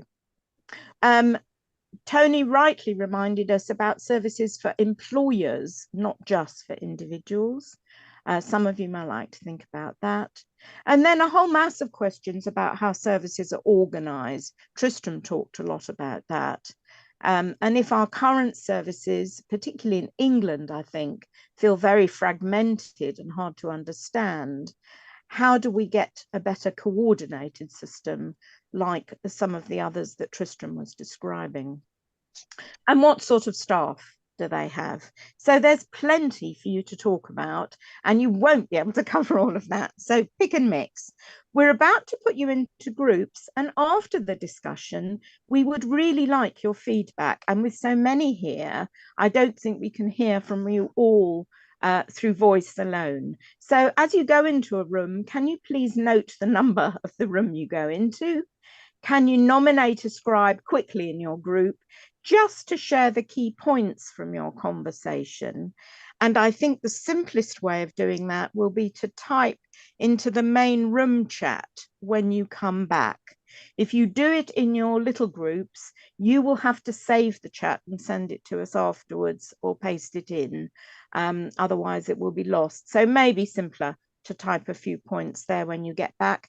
And at the end, after we've had the feedback and questions, Emma will explain to you how you can also send more comments, nuggets, after the event. So what we'd like are your thoughts, your suggestions, and if there are any questions, we will take those in the final session. So I think Michael is going to put us into rooms now. And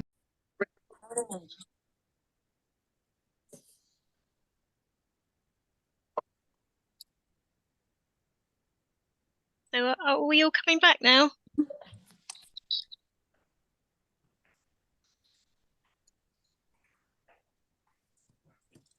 Are we all coming back now? Nobody's written up their points. Probably. I had it written up, but I've lost it as we've changed rooms, so I'm going to frantically type. Oh, lucky you. Yeah. In our group, nothing happened around this, and I certainly didn't push the agenda. so just to remind everyone, if it was all too much for you, if the people who were taking notes from each room can just type very briefly into the chat, that would be really helpful. And then I think Emma's going to pick up any questions and comments. So I've just got this slide up here just to remind us. So key points from your group in the main chat. And then if there's anything particularly you wanted to share with the room in terms of any key things that you just really want to kind of get out there, then do raise your hand. And then also if you've got any questions to the panel, our lovely panel of speakers who I think are still here, again, if you want to raise your hand or pop it in the chat, probably raise your hand because we might be able to see it better.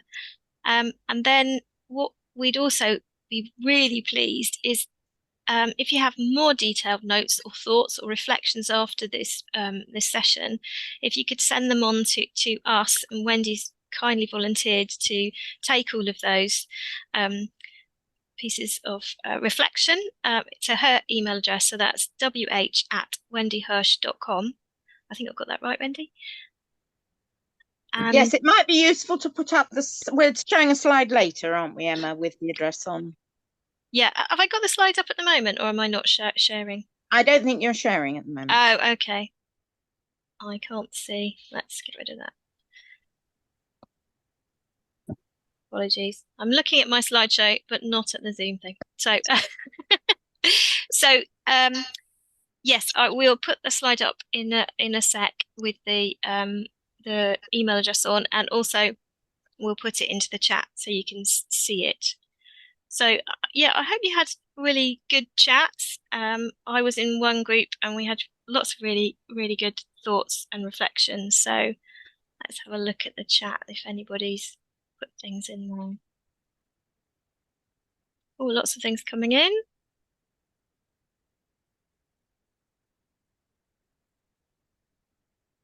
And has anyone got any nuggets that they'd like to share with the main room?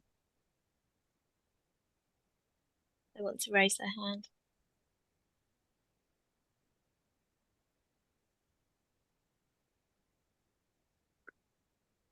I think normally we would want to try and see if we could get feedback from every group, but because we've got quite a few groups, I'm not sure. I think we'd probably run out of time. But if there's somebody that did want to kind of do a quick whiz through what their group said, we could do that. Oh, Tristan did actually write something. Should have guessed that he would do. Yeah, I just tried to summarize it briefly, but yeah, there's more to say.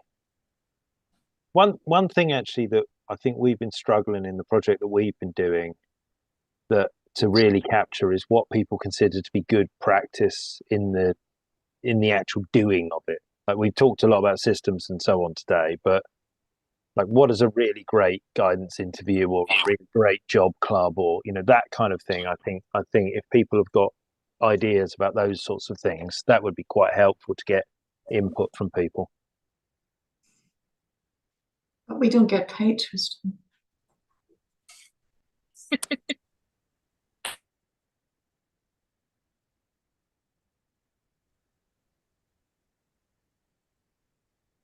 Siobhan, was there useful nuggets from your group?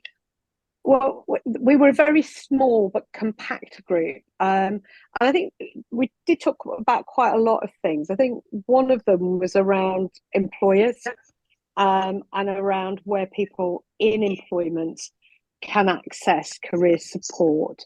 And, you know, the strength that we previously had, you know, quite some time ago, admittedly, with Union Learn, and that Union Learn, you know, people were trained in guidance. They had dedicated guidance practitioners who were working with sort of the learning reps to ensure that there was a cohesive approach within the workplace to help people grow and develop. So I think, again, one of the things, and it's probably me harping on more than anything else, is that we've had lots of really good practice in the past, and we've had things that worked really well in the past, and they've sort of, you know, been got rid of and replaced, and we started from scratch without really perhaps learning what's worked well previously. So, I mean, some of the good examples we were talking about,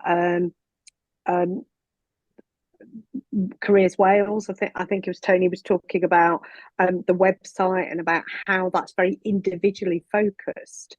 You know, it starts with the individual and how that then can support, you know, wider societal needs and economic needs if you get the individual, what's right for the individual in place. Was there anything else you wanted to say about that, Tony? Because it was, I think it was quite an important point. No, I mean, it links right back to something you said at the start, Siobhan, about kind of empowering people, I suppose. I mean, it's, you know, we don't have to look far to see some really nice examples. I really like the Working Wales website. Just Google Working Wales and you'll find it. And like, you might be, people might end up on that for different reasons, but it's right there. Like, I haven't got it right in front of me, but, you know, find a job, and you can click through and it'll tell you about finding a job. But then it says, like, you know, change your story, and it'll, you know, click through and you've got resources around careers advice and around skills support and so on. So it kind of, it's this idea of, you know, I suppose, there's a risk sometimes. I think we've been guilty of this in the Commission's work, about overly focusing on some of the machinery of government stuff and the services and what reports where and so on. But actually, things like that that just sort of try and make it happen and bring things together can be really powerful, because that can be a really important driver of different bits of government or different organisations having to be clear about what their offers are and having to try to fit things together. And I sort of feel like, starting from the point of how do we help people to achieve what they want to achieve, and delivering really good quality public services is like, you know, it's a good place to start. Rather than the benefit, I was saying to Siobhan, it feels like the benefit system starts from why you want benefit. And like, that's just completely the wrong place to start if you're trying to deliver an employment service, isn't it? But yeah.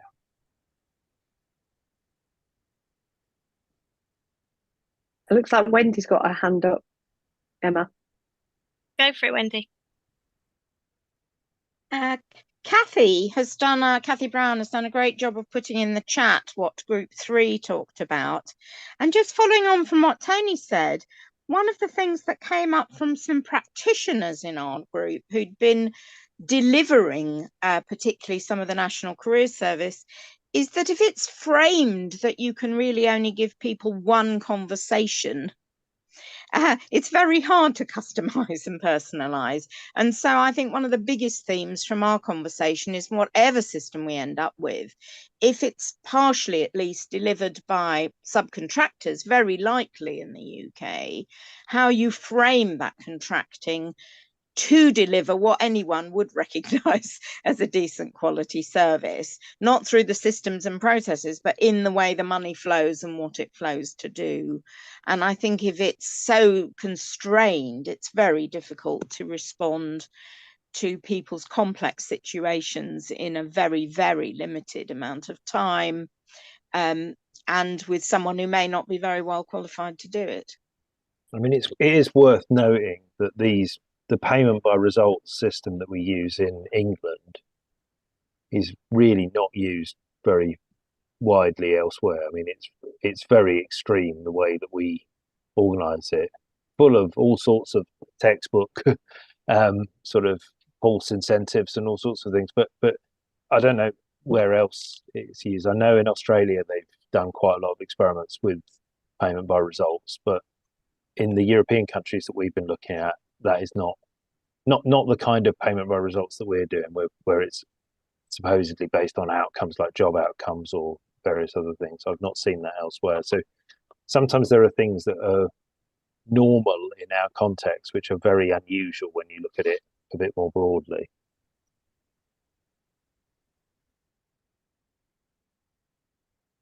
Has anybody got any more questions for Tristram and Tony and Ginny?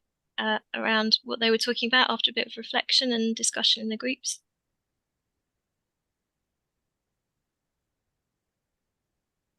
We've got lots of really nice feedback.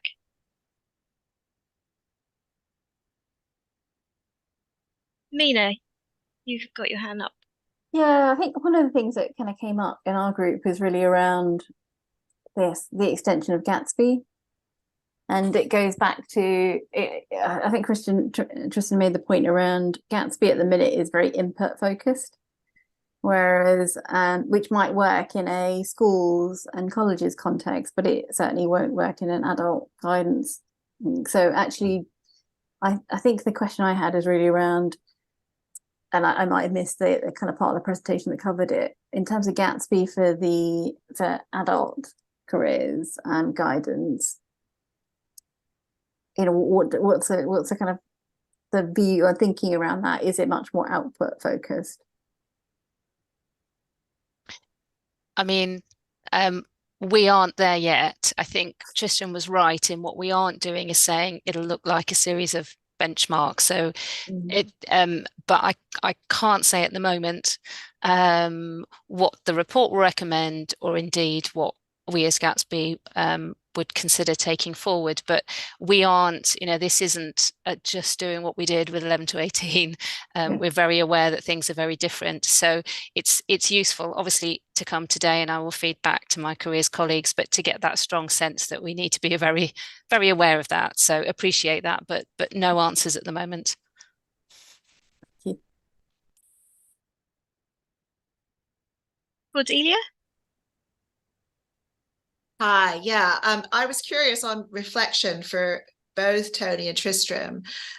Tony, you mentioned the aging population, and Tristram, I know the countries you mentioned also have aging populations. So since we're talking about adult guidance, we're very much in the adult territory here. Do you have any thoughts about how, you know, any career service that was there should support an aging population well?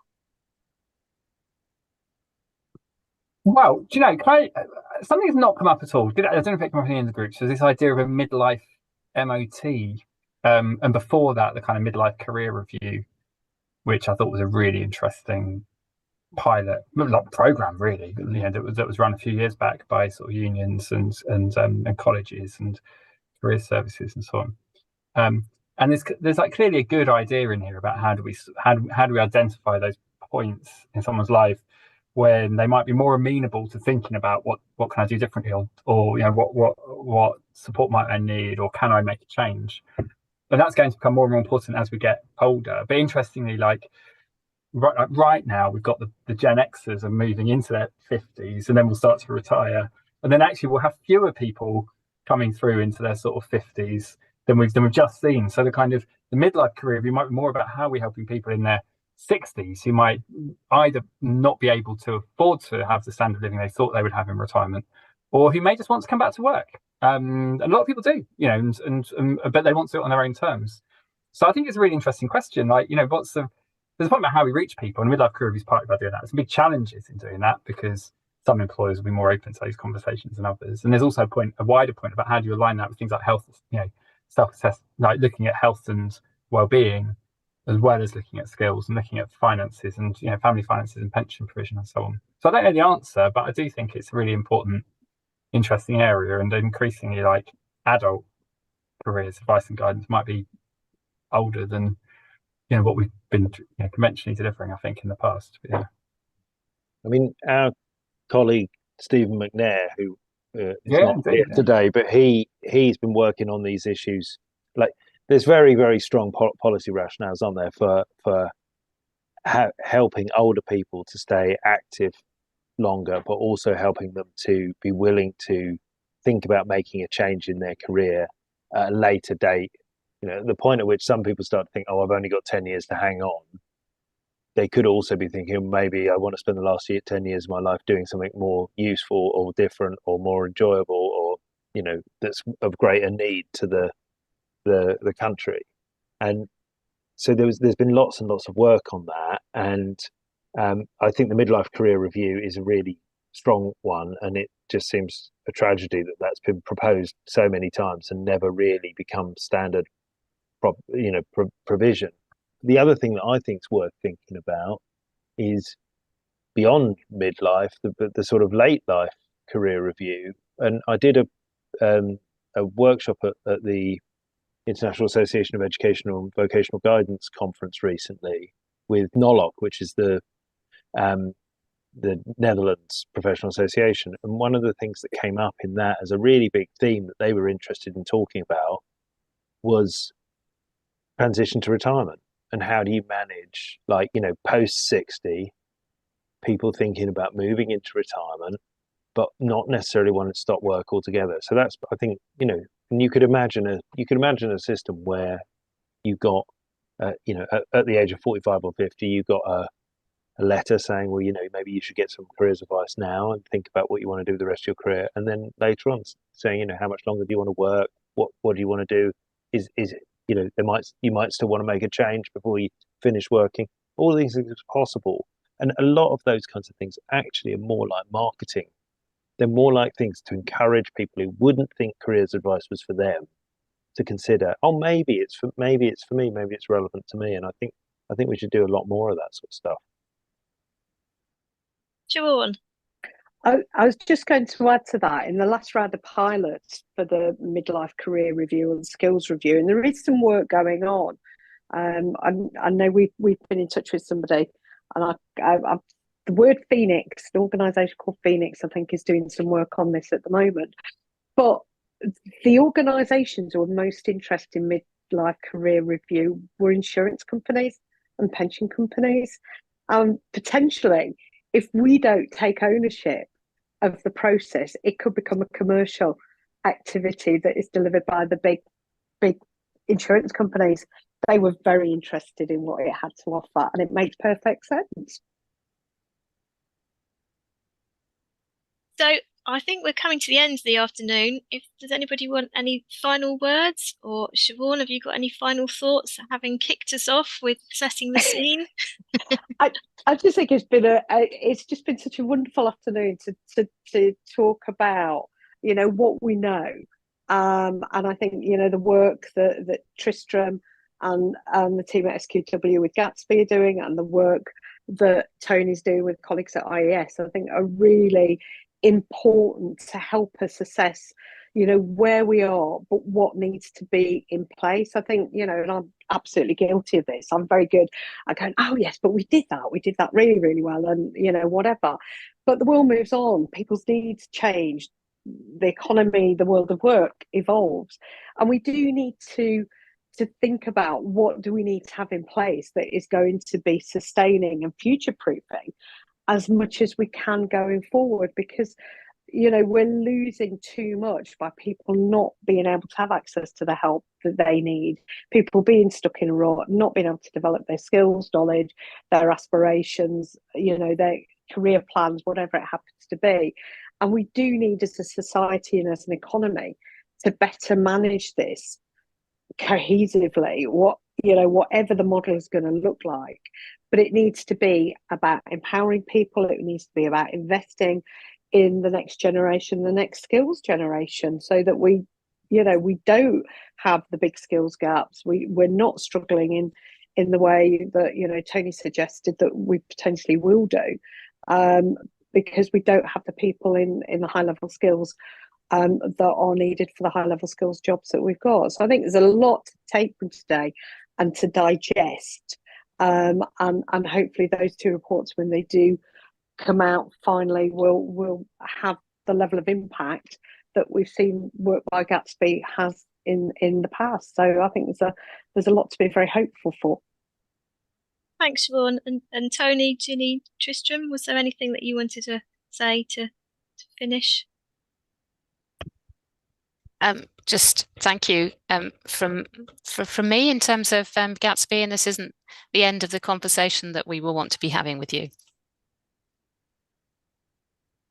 Yeah, likewise. Thanks so much for having me on, and yeah, keep an eye out if you want to be further involved in some of the options development and so on. Just keep an eye on our website and mailing list. I can put a link to go on our mailing list because we'll have some events set up in the next month or two. looking at user journeys and personas and thinking about how we can design services differently, which would be fun. Thank you. Brilliant. Well, thank you ever so much for all our wonderful speakers. Thank you. You've shared such a lot of information with us, and the slides will be available afterwards on our NICEC events page along with the recording. And there are a couple of slides with some resources in as well in terms of further reading around the commission and around some of the work that Gatsby and Tristram has been doing. So that's really helpful. And yeah, just thank you so much for coming and spending such a long time with us this afternoon. And also thank you for everybody that's been part of the event and asking lots of interesting questions and sharing their thoughts and engaging really fully with the discussion. We really, really appreciate that. I did put the email address to send any further thoughts into the chat. I was trying to see if I could quickly put the slide up. I'll see if I can do that in a second, just to show the email address on your screen.